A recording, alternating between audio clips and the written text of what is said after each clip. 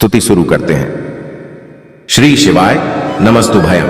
हर हर महादेव। कैसे हैं आप सब? देखिए, आज का यह वीडियो बहुत ही खास होने वाला है। आप सभी लोग जानते हैं कि 29 अप्रैल 2024 को वैशाख के महीने का पहला सोमवार आ रहा है दोस्तों।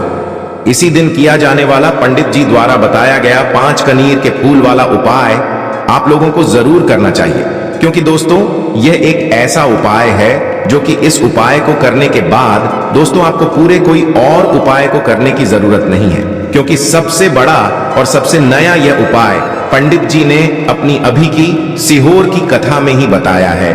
मैं जिस उपाय को आज हम आपको बहुत अच्छे से समझाने वाले हैं, इस वीडियो को देखने के बाद इस उपाय को समझने के लिए आपको कोई और वीडियो को देखने की जरूरत नहीं पड़ेगी। तो चलिए दोस्तों, उपाय को शुरू करते हैं। देखिए, यह दिन इतना खास होता है, इतना महत्वपूर्ण होता है। देखा है कभी कभी बड़े बड़े पूजा पाठ अनुष्ठान से जो मनोकामना पूर्ण नहीं होती, 29 अप्रैल वैशाख के सोमवार के दिन एक छोटे से उपाय करने से ही आपकी मनोकामना पूर्ण हो जाती है। और बहुत सारे लोगों ने इस उपाय को किया भी है और उनको इस उपाय को करने का फल भी जरूर मिला।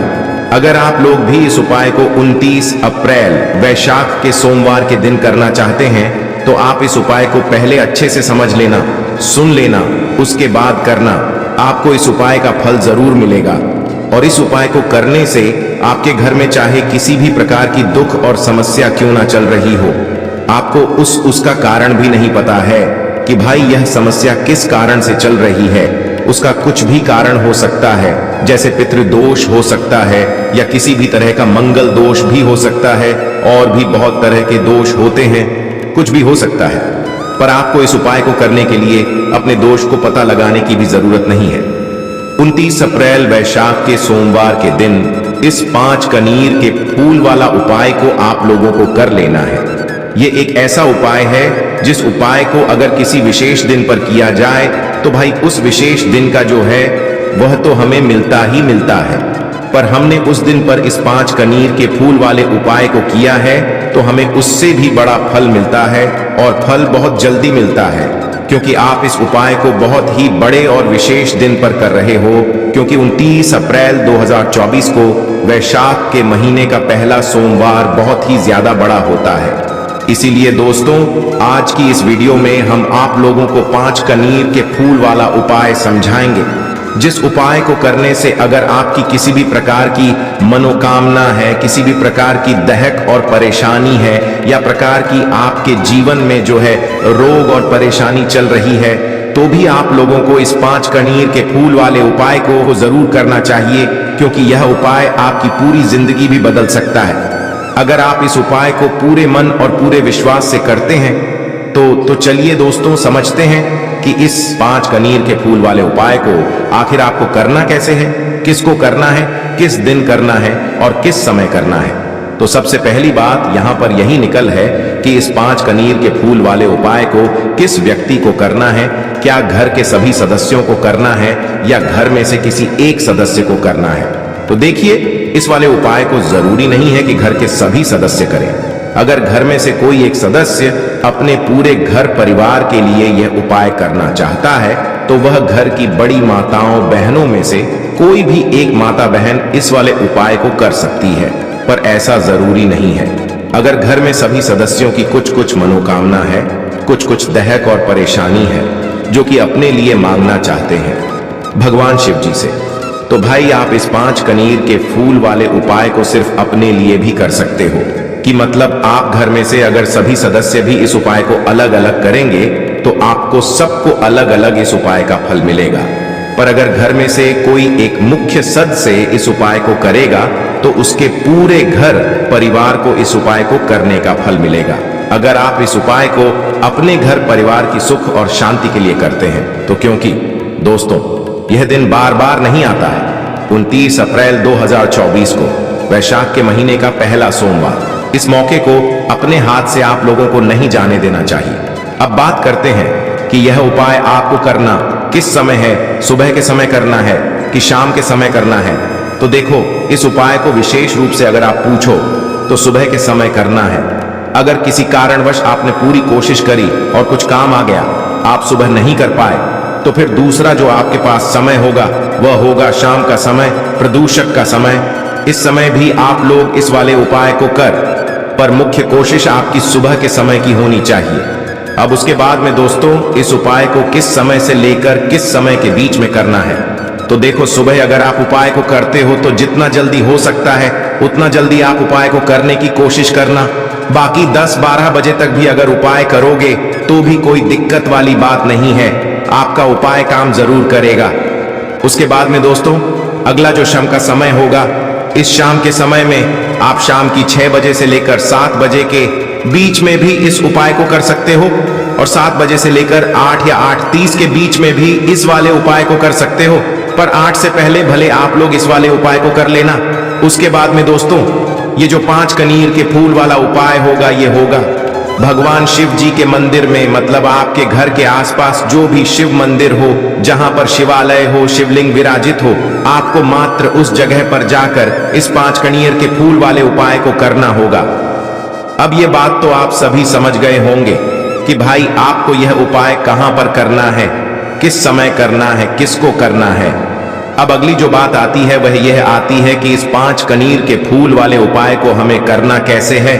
देखो, जो उपाय करेगा वही उपाय की पूरी तैयारी भी करेगा, इसीलिए 5 कनीर के फूल हैं। अब देखिए दोस्तों, आप लोग यह भी समझते होंगे कि कनीर के फूल भी तरह के आते हैं, तो यहां पर हम आपको बता दें कि इस उपाय में सिर्फ पीले कनीर के फूलों की आपको आवश्यकता पड़ेगी, और यह फूल आपको बहुत आसानी से मिल जाएंगे। किसी के घर में भी लगे हुए मिल जाएंगे, और ऐसे रोड पर, रास्ते पर भी लगे हुए मिल जाएंगे, जहां पर आपको ज्यादा मात्रा में इस पेड़ में फूल देखने के लिए मिल जाएंगे, जो कि पीले कनीर के फूल होंगे। और इस उपाय में भी आपको पीले कनीर के फूल ही लेना है। कितने लेना है? 5 फूल लेना है, 5 से ज्यादा नहीं ले सकते हो, क्योंकि उपाय में 5 ही स्थानों पर आपको यह फूल चढ़ाना है। अब ये 5 पीले कनेर फूल जैसे ही आप लोग ले लेते हो, देखो अगर आपको सुबह सुबह जल्दबाजी में मतलब फूल ना मिले तो आप एक दिन पहले भी अपने घर में मतलब 5 कने के फूलों को लाकर रख सकते हो।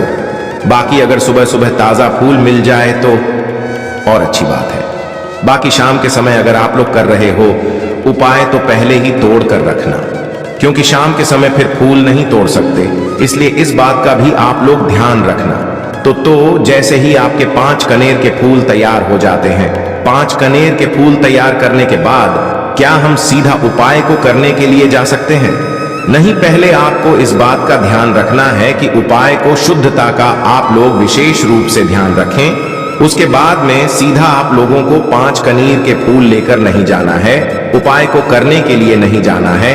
उससे पहले आपको कुछ पूजन सामग्री भी अपने साथ में जरूर रखना है, क्योंकि जब भी हम कोई उपाय करते हैं तो हमें कभी भी यह नहीं दर्शा चाहिए भगवान के सामने कि हम आपके पास आए हैं तो सिर्फ अपने फायदे के लिए आए हैं, अपने उपाय को करने के लिए आए हैं, बाकी हम ऐसे नहीं आते।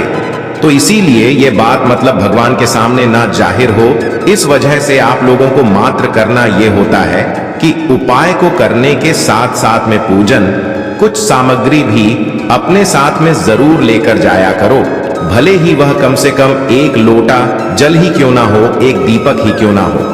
तो जो लोग प्रतिदिन शिव जी के मंदिर जाते हैं, पूजन सामग्री लेकर जाते हैं, अर्चना करते हैं, भाई उनके लिए कोई अलग से बात नहीं है, वह अपनी वैसे ही पूजन सामग्री लेकर जाएं, उपाय को करें ना।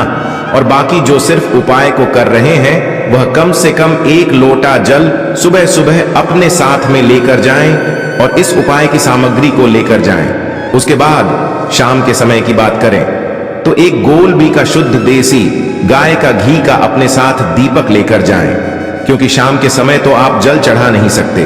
तो 1 गोल बी का शुद्ध देसी घी का आटे का दीपक तैयार करके लेकर जाएं और अपने उपाय की सामग्री लेकर अपने घर के ही पास में जो शिव मंदिर हो, शिवालय हो, जहां पर शिवलिंग विराजित हो, वहां पर आप लोग पहुंच जाएं। वहां पर पहुंचने के बाद दोस्तों आप लोगों को क्या करना है, मात्र यह करना है कि जैसे ही शिव जी के मंदिर में आप जैसे ही प्रवेश कर जाते हो, चाहे सुबह इस उपाय कर रहे हो चाहे शाम को कर रहे हो, दोनों समय नहीं करना है। किसी भी एक समय को चुनकर उस समय आप लोगों को यह वाला उपाय इस 29 अप्रैल वैशाख के सोमवार को करना है।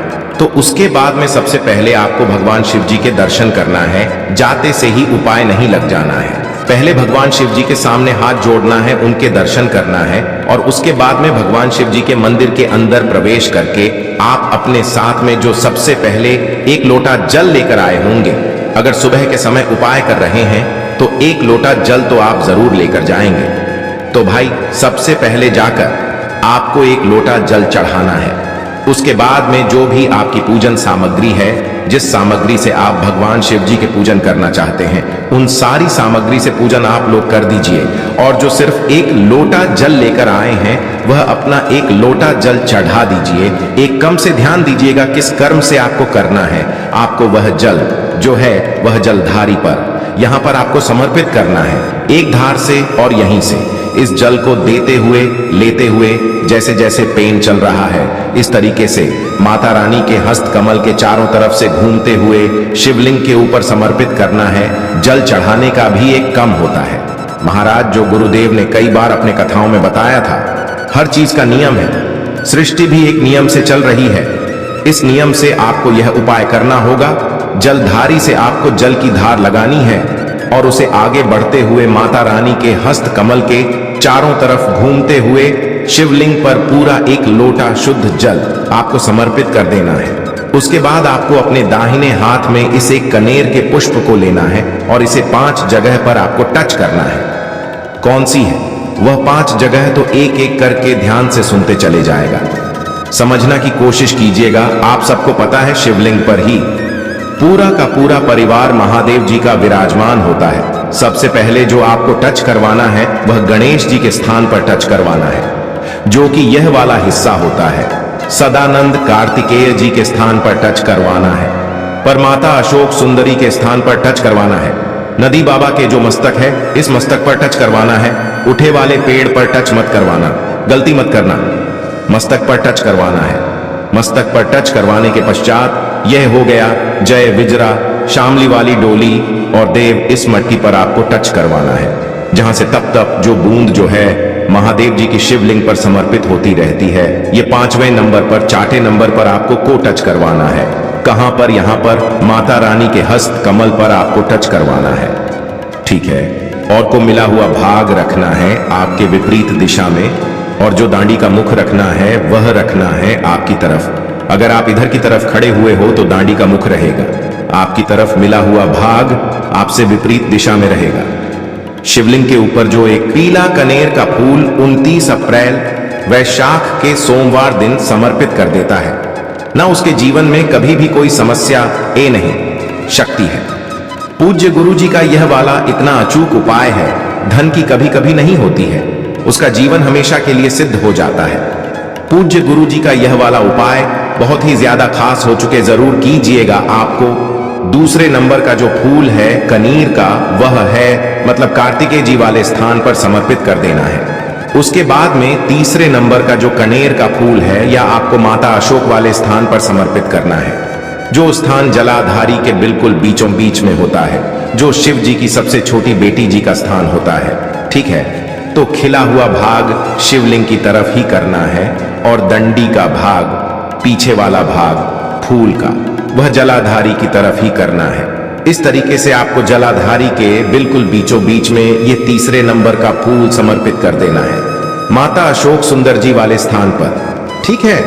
उसके बाद में दोस्तों चौथे नंबर के फूल की अगर बात करें तो ये चौथे नंबर का फूल आपको जो है उस स्थान पर समर्पित करना है जहां पर शिव जी की 5 पेटी का स्थान होता है।